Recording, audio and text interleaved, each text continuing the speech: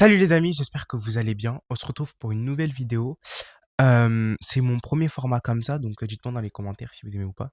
Mais du coup, on va critiquer le film Spider-Man Brand New Day. Je viens de le voir là. 2h24, je me suis tapé. Je vous avoue, j'avais pas trop envie de voir ce film. J'ai regardé tous les Spider-Man. Ceux de Tobey Maguire, c'est les meilleurs, moi pour moi. Ceux de Sam Raimi, du coup.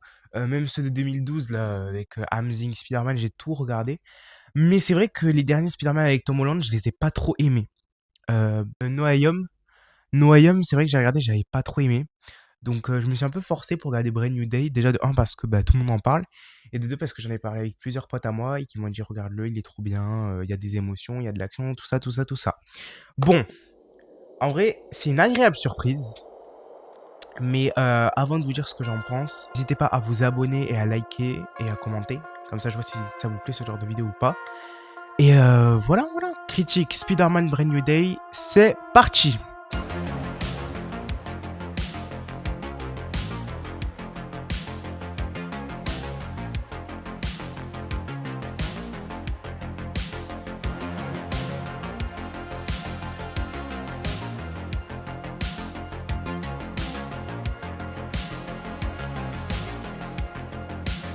Alors, c'est une agréable surprise, mais il va y en avoir des choses à dire parce qu'il y a des trucs bons, mais il y a des trucs mauvais aussi.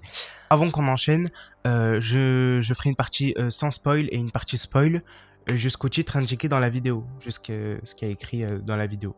À partir de ce moment-là, je spoilerai. De toute façon, je vous mettrai un alerte spoiler avant. Bon, alors, Spider-Man Brand New Day, qu'est-ce qu'il y a à dire?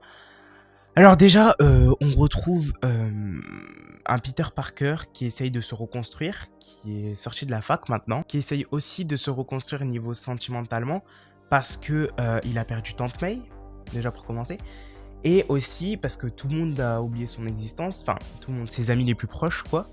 Du coup, tout le monde s'est fait effacer la mémoire parce que on avait son identité dans Spider-Man No Way Home, et du coup, ça a dû effacer la mémoire de ses amis. Et c'est vrai qu'il le vit pas très bien. Alors on voit que ce film va être un peu plus mature que les autres. On voit qu'il va aborder des thèmes plus, comment dire, plus pour les adultes, vous voyez. C'est-à-dire que là on parle du trauma, on parle de la reconstruction, la mort de quelqu'un. C'est vrai que ce film va aborder un peu plus, veut toucher un plus grand public. Je dis pas que Spider-Man ça n'a jamais touché un plus grand public, mais c'est vrai qu'il va toucher un peu plus les adultes. Parce qu'il faut pas oublier que Spider-Man à la base c'est pour les enfants. C'est pour tout public, pour la famille, mais voilà. Mais j'y reviendrai sur ce truc de la famille, c'est très important dans cette vidéo, vous inquiétez pas. Alors, Spider-Man Brand New Day, c'est une très bonne surprise. C'est un bon film avec des atouts et des défauts. Parce qu'il faut le dire aussi quand il y a des défauts. Et c'est pas le meilleur film de l'année, je dirais. Mais c'est vrai que il remonte un peu plus dans mon estime que le précédent. Après, c'est un film qui est... j'ai l'impression qu'il veut raconter trop de choses à la fois. Un peu comme Spider-Man 3 de Sam Raimi. Il veut raconter trop de choses à la fois. Il y a aussi un truc qui m'a... Genre... En fait, c'est ça le problème. C'est que... ils nous ont... En fait, toutes les 20 minutes du film, 20-30 minutes, il faut qu'ils nous rappellent qu'ils ont été dans un univers parallèle, que MJ et Ned ont oublié la mémoire, ont perdu la mémoire, oublié la mémoire. C'est pas français ce que je viens de dire. Mais il faut toutes les 20-30 minutes qu'ils nous rappellent que ils ont fait oublier la mémoire à Ned et NJ. Et ça devient pesant. Je vous jure, c'est chiant. J'étais là, j'ai vu les autres films. Vous avez pas besoin de me rappeler toutes les 30 minutes. J'ai perdu la mémoire. Non, en fait, ça, on n'en veut plus. Enfin, c'est mon avis, encore une fois, mais moi, je trouve que c'est pas... Ça, c'est du temps perdu, en fait. C'est un film qui dure 2h30, c'est long. Alors, je vous avoue, la première heure, elle est passée très vite. Ça, on va pas le mentir. La deuxième heure, elle est passée un peu plus lentement. Mais ce qui est chiant, c'est qu'il nous rappelle sans cesse que MJ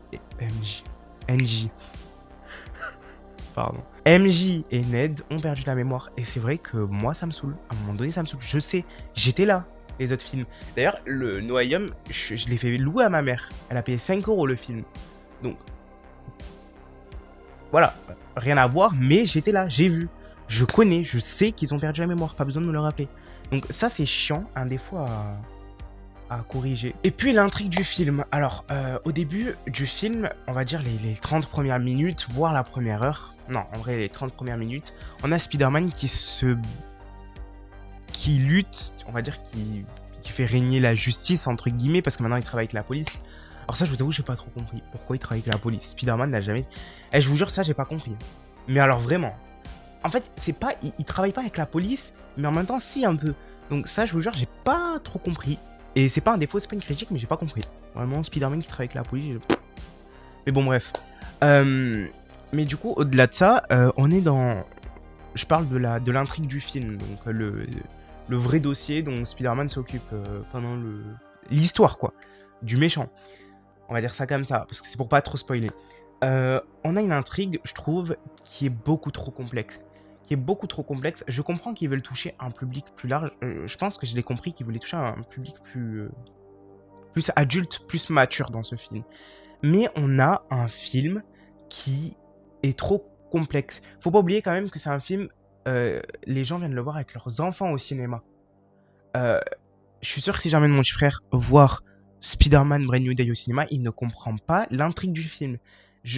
Alors, il y a plusieurs intrigues, c'est ça qui est chiant. Encore une fois, ça revient à ce que je disais, ils veulent trop raconter des trucs en même temps. Il y a l'intrigue aussi, parce que ça, je vais y venir, que Peter a ce truc de l'araignée qui est plus en lui que l'humain. Et ça, je vais y revenir.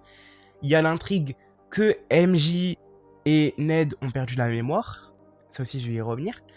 Et il y a l'intrigue du méchant où Peter doit faire face à un méchant qui rentre dans la tête des gens. C'est pour vraiment pas spoiler, mais je vous en dirai plus après. Donc en fait, il y a trop d'intrigues. Et je suis sûr que si j'emmène mon petit frère voir Spider-Man Brand New Day, le truc où Peter Parker a ce truc d'araignée en lui qui est plus forte que l'humain qui est en lui, ça, je pense qu'il le comprend. Le fait que MJ a perdu la mémoire et qu'elle se souvient petit à petit et que Ned aussi, je pense que ça il le comprend, mais l'intrigue il ne la comprendra pas. Mais moi ça a été compliqué pour moi de comprendre l'intrigue. Ils ont voulu faire un truc trop complexe et c'est vrai que c'est chiant. Moi, je trouve ça chiant un peu. Et puis on a ce truc de Peter, alors je vais pas trop spoiler, mais ce truc où on sait pas si il est plus humain, où il est plus araignée. Il y a ce... On comprend pas. On comprend que dans son corps, ça évolue. Que l'araignée qui l'a piqué évolue. Que même Peter évolue. Que ses pouvoirs évoluent. Mais voilà. J'en dirai pas plus. On va passer à la partie spoiler. Donc si vous n'avez pas vu le film, je vous invite à aller voir le film et à revenir après que vous l'ayez vu, ou alors si vous en foutez, bah, vous pouvez rester et on passe à la partie spoiler. Alors, la partie spoiler, j'ai des trucs à dire. Alors déjà, il y a Peter Parker, je vais vous parler d'ailleurs de ce syndrome d'araignée qui mute en lui et qui veut devenir... En fait, tout au long du film, on voit énormément Spider-Man à l'écran. Alors après, les gens viennent voir le film pour voir Spider-Man, c'est un peu le but. Mais c'est vrai qu'il n'y a pas... Je pense que si on prend les moments où il y a Peter Parker, on le voit 10-15 minutes en Peter Parker tout le long du film. Pendant genre 2h10, il est en Spider-Man, pardon. Et c'est vrai qu'il y a ce truc d'araignée mutant qui mute en lui. Je sais pas si ça se dit comme ça. Et c'est vrai que ça c'est assez intéressant. Mais je trouve, et c'est là où peut-être je vais me faire des ennemis, mais moi je préfère les films de Sam Raimi parce que je trouve qu'ils ont un peu recopié l'idée de Spider-Man 3. Le fait qu'il y a Peter Parker de Sam Raimi, qui a le symbiote qui fusionne en lui, je trouve que c'est pas assez original. Ça recopie trop l'idée de Spider-Man 3. Donc ça, je trouve que c'est pas assez original. Mais j'ai kiffé voir l'évolution, le fait que Peter n'arrive pas à gérer cette araignée qui mute en lui, on va dire, à part à la fin. À la fin où il décide d'être les deux, et l'humain et l'araignée. Je trouve que ça, c'est une très belle scène. Mais c'est vrai que je trouve ça intéressant que Peter n'arrive pas à gérer, qu'il demande même des conseils à Hulk. Bon, alors par contre, ça, on va en reparler après, mais Hulk, là, franchement, voilà, vous savez. Mais du coup, voilà, j'ai trouvé ça assez intéressant. Je vais vous parler de Venom maintenant, parce qu'après, je vais oublier. Venom. De Hulk, pardon. Hulk, mais alors, oh là là, qu'est-ce qu'ils m'ont fait. Alors, je sais que c'est les Marvel, que voilà, c'est dans l'univers de Spider-Man d'avoir Hulk, tout ça. Mais je vous jure, quand j'ai vu Hulk dans le truc, j'ai fait, ils se foutent de ma gueule. Ou alors, ils savent plus rien inventer. Hulk, j'ai pas demandé à le voir. J'aime pas Hulk déjà, mais en plus, le voir dans ce... Peut-être c'est pour ça que j'ai pas un avis très constructif. Et franchement, Hulk... En fait, Hulk, en humain, qui dit à Peter Parker... comment il gère sa transition, parce que quand Hulk se transforme en Hulk, bah, du coup il devient un monstre, comment il gère avec son truc et tout, que Peter demande des conseils à lui, ok. Mais Hulk, franchement ça servait à rien, t'aurais pu prendre, parce que en fait le truc c'est que, moi je me comprends, mais les gens qui auront vu le film comprendront, mais il y a cette fille qui arrive à contrôler, bon ça aussi j'ai pas trop compris, c'est vrai que ce film, je vous ai dit, est très compliqué à comprendre. Ils nous ont fait un peu une Stranger Things, où la meuf elle arrive à contrôler les gens. C'est pour ça que ce film, il a des défauts, mais il a des qualités aussi. Mais il a des défauts aussi, hein. Faut pas, hein. Mais du coup, il y a cette fille qui nous fait une Stranger Things, on va dire ça comme ça, et qui arrive à contrôler les gens, à rentrer dans leur tête. Et elle est allée chercher Hulk. Meuf, franchement, le scénario, tu pouvais prendre qui tu veux. T'as pris Hulk. Arrête, arrête. Ça, je vous jure, ça, c'est juste pour rajouter de l'action. Alors, je comprends, c'est une bonne idée. Franchement, pour une scène, la scène d'action était bien. Ça, c'est une bonne idée de rajouter de la scène d'action. Mais les gens, enfin, moi, je veux, quand j'ai lancé le film, je veux voir Spider-Man. Je veux pas voir Hulk. Si j'avais voulu voir Hulk, j'aurais lancé Hulk. Peut-être que je suis un peu vieillard, chichi sur ce genre de truc. Mais je trouve que voilà. Je trouve que ça m'a vite gavé. Ça m'a gavé. On va passer aussi au retournement de situation du film. Alors ça. Non mais alors ça. En fait, le truc est bien. Ça a été bien géré. Tu sais qu'on découvre que finalement, c'est pas la fille qu'ils a arrêtée, mais le mec qui travaillait avec Peter. Ça, je trouve que c'est génial. Ce retournement de situation était très bien pensé. Je l'avais pas vu venir. En fait, je vais vous expliquer. Il est bien, mais il est pas bien. Je l'avais pas vu venir. Mais en fait, ils ont tellement pas développé le personnage du mec qui... Tu vois, en fait, le film... Et ça revient au problème, ce que je disais. Le film, il est trop concentré à nous dire Peter, il y a sa meuf, parce qu'il est un peu engouement de MJ, il y a sa meuf sur qui il crush, qui a perdu la mémoire, et son meilleur ami qui a perdu la mémoire. Le film a tellement passé de temps à nous rabâcher ça, qu'on s'est pas vraiment attaché, à la limite qu'on s'attache pas au mec qui est, je sais pas comment il s'appelle, mais celui qui tire les ficelles depuis le début, là, on sait pas, je dis pas qu'il faut s'attacher à lui, mais au moins nous faire croire que c'est un gentil un peu plus cohérent. Le mec, on l'a vu 10 minutes dans le film. 10 minutes. C'est très bien pensé, je trouve, que Peter se fasse trahir par quelqu'un avec qui il travaille. Mais le mec, vu qu'il est pas assez développé, franchement, j'étais à... Mais c'est tout, quoi. Il n'y a pas eu de... Vous voyez ce que je veux dire? Parce que le film perd du temps sur des trucs inintéressants. Moi, je trouve qu'ils auraient dû avoir une scène où MJ et Peter, voilà, on nous dit qu'ils ont perdu la mémoire et tout et tout, mais le film passe son temps à nous faire des flashbacks. Et c'est fatigant, on connaît. Vous voyez ce que je veux dire? Parce que, en fait, j'ai l'impression qu'ils prennent le public pour des cons. C'est-à-dire comme... Enfin, pour des cons. En fait, ils les prennent pour des cons dans le sens où on va pas comprendre. Mais si vous parlez de trucs aussi complexes, mais que vous faites des flashbacks tout le temps, c'est-à-dire que vous faites en mode... On sait que vous allez comprendre, mais on met des flashbacks en même temps, on sait jamais. Mais vous nous mettez des flashbacks sur des trucs qu'on sait déjà, des trucs faciles. Mais par contre, pour des trucs où il faut nous raconter le twist du film et tout, l'histoire et tout, c'est compliqué, hein, c'est compliqué. Donc, c'est un peu le défaut de ce film que j'ai à lui reprocher.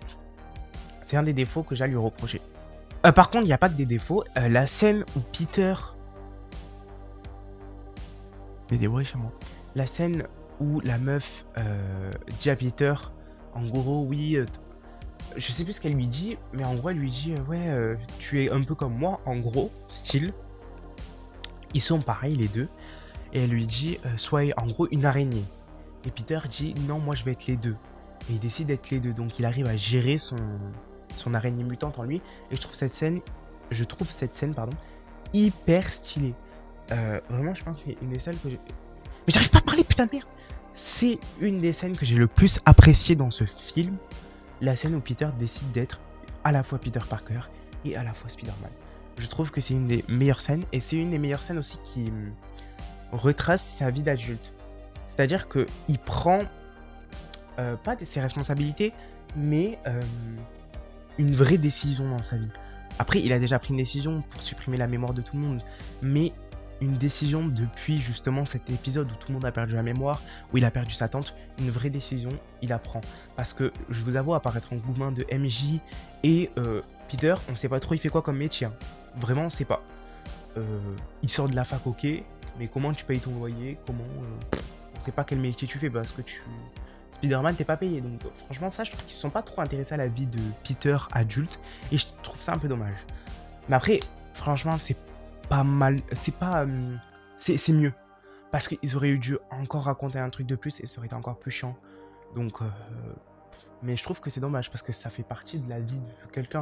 Donc, s'ils auraient voulu faire ça réalistement, je sais pas comment on dit, je trouve qu'ils auraient dû s'intéresser à sa vie d'adulte. Et enfin, sa vie d'adulte dans le sens professionnel, son métier. Tu fais quoi comme métier? Comment tu payes ton loyer? Comment tu payes ta nourriture? Tu vois ce que je veux dire? Donc voilà. Puis on va parler, on va dire, de la dernière scène, mais pas que la dernière scène, de la dernière intrigue. Je pense pas allier vraiment en profondeur, mais du coup de l'intrigue Peter, Ned, MJ. Il faut que j'arrête de dire NJ. Alors en fait, j'ai trop apprécié vraiment Ned, je l'ai trop aimé dans ce film. C'est vrai que Ned, dans le Homecoming, dans les Spider-Man, il me saoulait un peu. Dans le premier Spider-Man 2017, là, il me saoulait un peu. Mais en vrai de vrai, Ned, je l'ai un peu plus apprécié chaque film. Et c'est vrai que là, je l'adore. MJ, je l'ai toujours adoré, je l'adore toujours. Mais en fait, le problème dans ce film avec MJ, c'est que, en fait, ils nous font... voilà, ils prennent trop de temps pour nous dire que MJ, en gros, elle a ce sentiment de déjà vu par rapport à Peter, mais elle n'arrive pas à retrouver totalement la mémoire. Alors que Ned... Alors Ned aussi... En fait, vous voyez, ce film est très compliqué à comprendre. Il y a la scène de toute fin où Ned et Peter se check et que Ned comprend qu'il a retrouvé Peter. Enfin, du coup, on ne sait pas s'il comprend ou alors si c'est un lien, si il se dit qu'il a déjà vu quelque part.